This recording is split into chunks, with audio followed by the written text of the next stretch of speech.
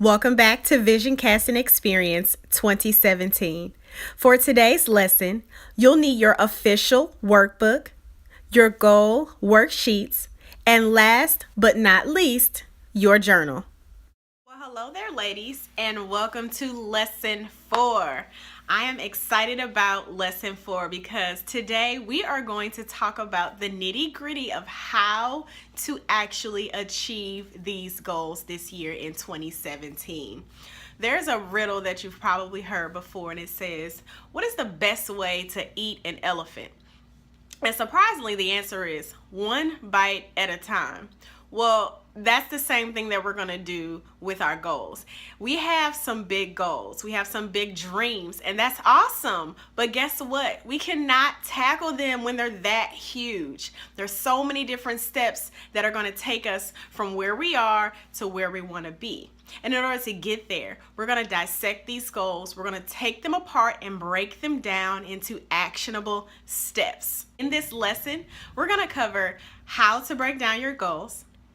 Then we're going to talk about creating a needs assessment. Yes, that's a term that I took from my social work days. And then finally, we're going to talk about how to combine our timeline with our steps. We're going to make this lovely little combination that's going to help us reach our goals in 2017. Number 1, the first thing you need to do to get started with taking your goals and creating actionable steps out of them is to break down your goals into steps. Smaller, more manageable steps. And the first thing I want to say about this is this part of the process can be very, very tedious. It might take you more than one day. Most of us can do this in a week, and that's okay. There's nothing wrong with taking your time, being patient, and working through this process. For each goal that you have and whatever priority that you set it in, go through them one by one and break the goal down into steps. Now, how I like to do this, because I'm very, very simple, I like to break them down into 3s because every story has a beginning, a middle, and an end. So I like to break my goals down into 3-part steps. Now, all of these goals don't stay in 3-part steps, but this is where we start. So whatever your goal is, start by breaking it down into the first thing that you need to do, the next thing you need to do, and then the final thing that you need to do. From those 3 steps, if you need to break down those 3 even smaller, then do that. So your first step might be 2 parts. So that's step 1 and step 2. And your third step that you created, you might need to keep that as 1 step. That might be fine. But your last step, that might take multiple steps. Maybe it takes 3 to accomplish that last thing. So you've ended up with a goal that has now 6 steps. And that's okay. That's exactly what you need to do to accomplish the goal. The next thing that you need to do to create your goal and turn them into actionable steps is to create a needs assessment. Now, in social work, we used to use this term, and it simply meant assessing a client's situation to find out what they needed. And essentially, it's the same thing. In order to accomplish your goals, you need some things. Whether you know it or not, even if you think all of it is just inside of you and it's just a willpower thing, dig deeper. You need some things. You're going to need resources. You're going to need support. You're going to need materials. You're going to need all kinds of things. I want you to make a list for each goal that you are trying to accomplish this year. Make a list of all the things that you need. Key thing about this list, do not limit this list. Make sure this list includes things that you can provide, but also things that you may have no idea where it's going to come from. So, for example, if my goal for 2017 is to start a new business and I need $5,000 to get that business up off the ground, and my bank account right now says $20, guess what? It's not coming from me. Or maybe it will, or maybe it won't. Maybe I'll have to ask someone. Maybe I can borrow. Maybe I can do a loan. Maybe I can sell some things. It doesn't matter.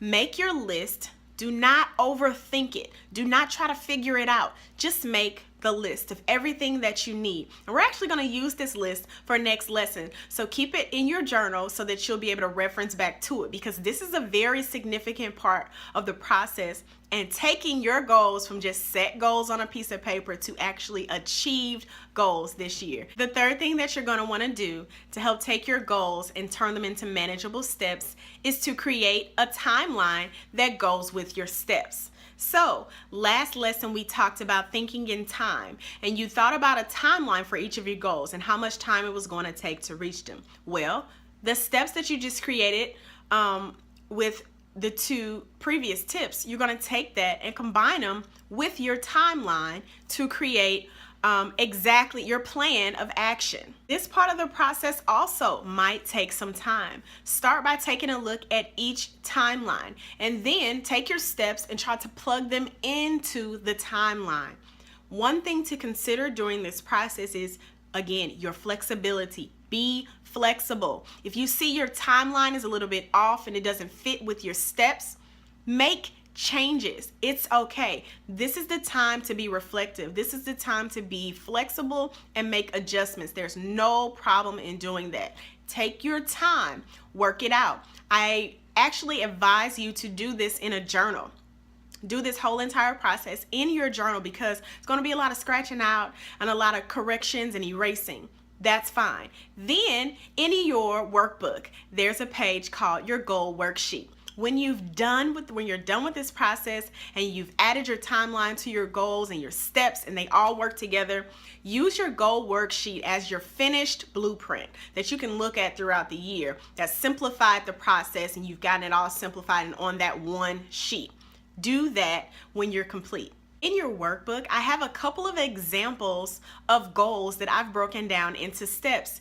Use those as examples as you create your steps with each one of your goals. Again, this process is not supposed to be fast. I want you to be prayerful during this time and really think it through. What is it going to take for me to accomplish this goal? And give it a start by simply breaking your big goal down into smaller steps. This is the meat and bones of the vision casting experience.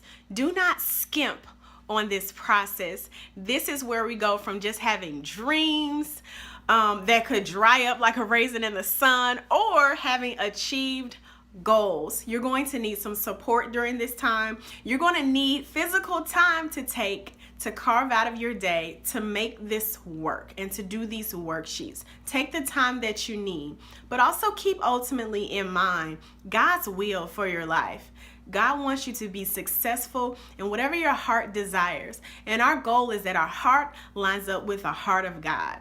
Keep in mind, you are not just doing a traditional goal-setting exercise. It is much more powerful than that.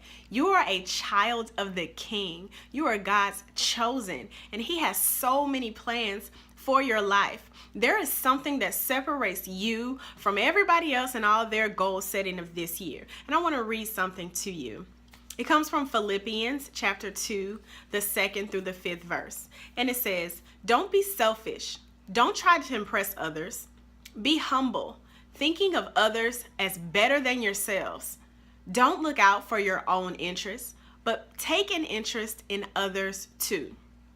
This is what separates us from everyone else. Our interests, our motives. We desire at the heart of it all to please God and to be pleasing to Him and to love others and to draw others to Christ. This is what separates this entire exercise from just another goal setting action on a list to actually being God's divine will.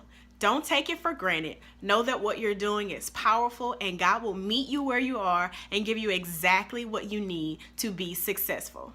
So for tonight's homework, I want you to take some time and finish up writing your timeline and also your plan. Make actionable steps out of each goal and try to bring it all together. Once again, use your worksheets at the back of your workbook as your final blueprint. That's like your final document. Use your journal to work everything out so that you can do your scratching out and your mistakes there.